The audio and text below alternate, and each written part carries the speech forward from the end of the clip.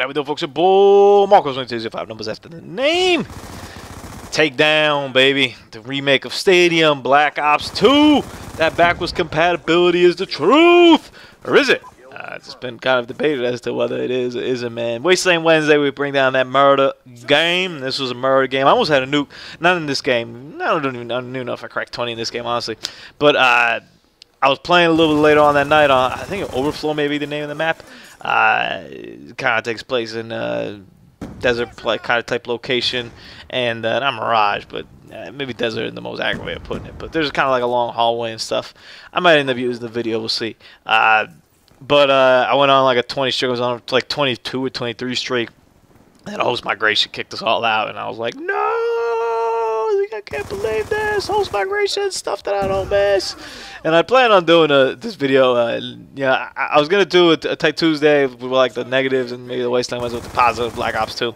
I might do that maybe next week or something like that, or I don't even know. I got a World of War next week. I don't know. I'll schedule it at some point over here because there are bad parts to this game. It's just it's so like there's so many good parts to it, and we all were kind of in such good places when this game came out that we kind of forget about the bad parts.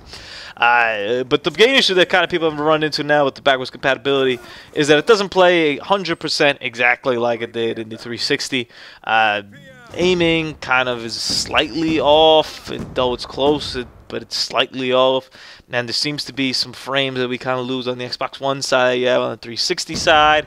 And, you know, all that kind of adds to either a bunch of excuses, depending on which side you're coming from, or it's a legit reason as to why maybe like we are losing games. I'll tell you from my experience so far of playing Black Ops 2, I'm definitely not as good as I was.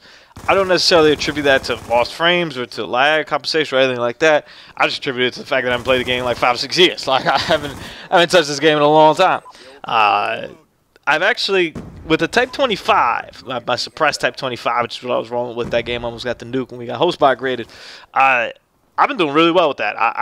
My aim, I feel, is pretty much close to where it used to be, and I'm able to kind of dip and dodge and move pretty accurately with that gun. And every time I lock down and either hip fire out of necessity or just aim down sight, I feel like I do a pretty good job with it.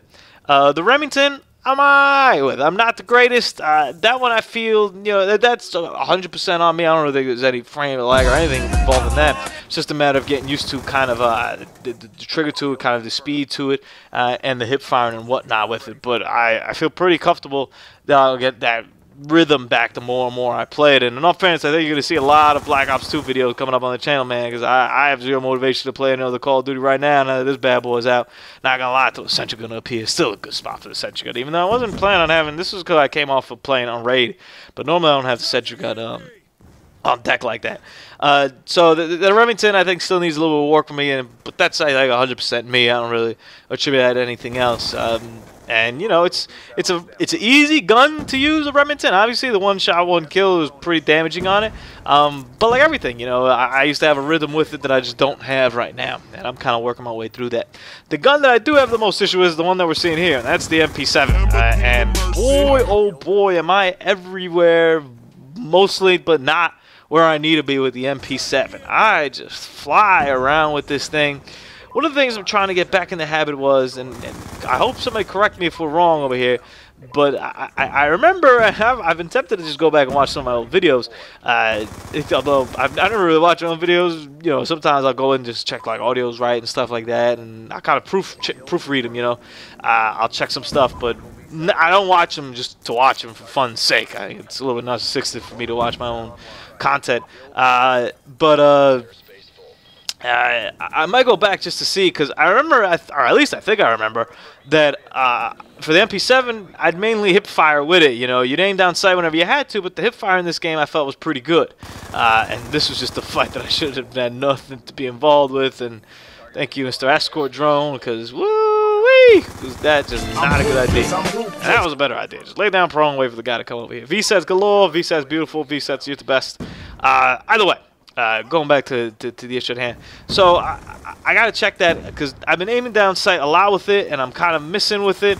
I'm kind of a little bit all over the place. I'm not 100% sure.